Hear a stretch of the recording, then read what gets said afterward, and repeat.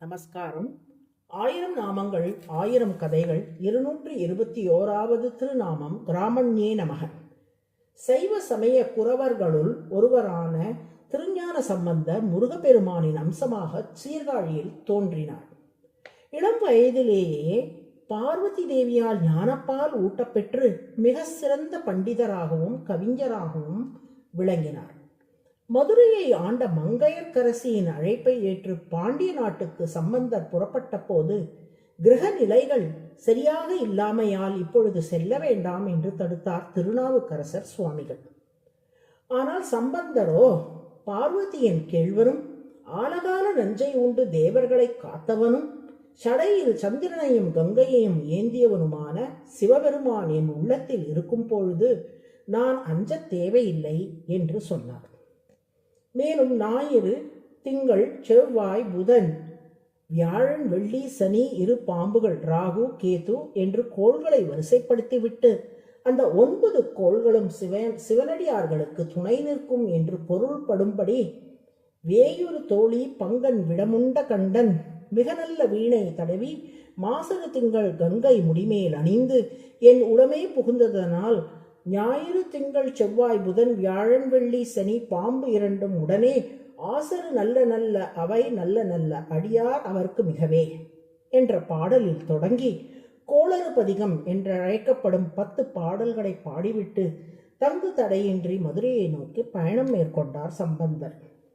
சம்பந்தர் தோன்றிய சீர்காழிக்கு அருகிலுள்ள திருவாலி திருநகரியில் திருமாலின் சாரங்க வில்லின் அம்சமாக தோன்றிய திருமங்கை ஆழ்வாரின் வாழ்விலும் இதே போன்ற ஒரு சம்பவம் நிகழ்ந்தது. பாண்டிய நாட்டில் உள்ள திருக்கோவில்களை மங்களாசாசனம் செய்வதற்காக திருமங்கை ஆழ்வார் புறப்பட்ட போது சில சீடர்கள் நாளும் கோளும் சரியாக இல்லாததால் இப்பொழுது செல்ல வேண்டாம் என்று கூறினார்கள்.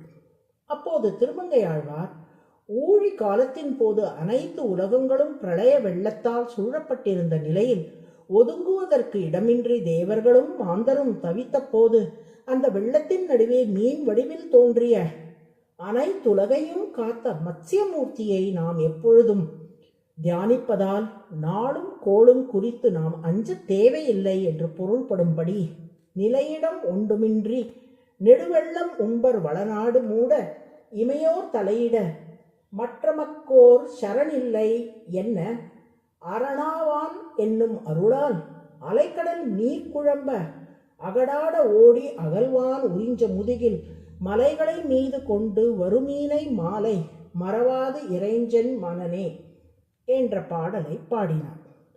சம்பந்தர் இயற்றிய வேயுறு தோழி பங்கன் எனும் பாடலும் திருமங்கை ஆழ்வார் இயற்றிய இப்பாடல் இரண்டுமே வியந்தை காந்தாரம் என்னும் ஒரே பண்வகையை சார்ந்தவை.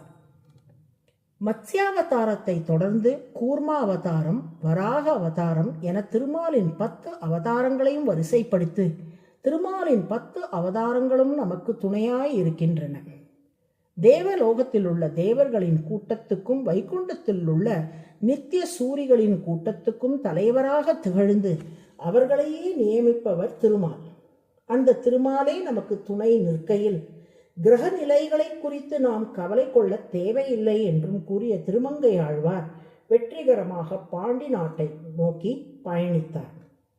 கிராம என்ற சொல் கூட்டத்தை குறிக்கும்.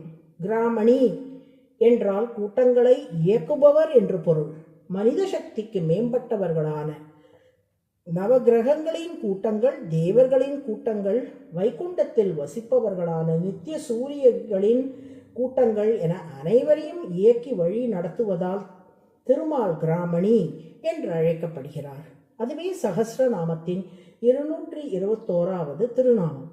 கிராமண்யே நமக என தினமும் சொல்லி வரும் அன்பர்களின் பாதையில் வரும் தடைகளை திருமால் தகர்த்தெறிவார். நாராயண நாராயண.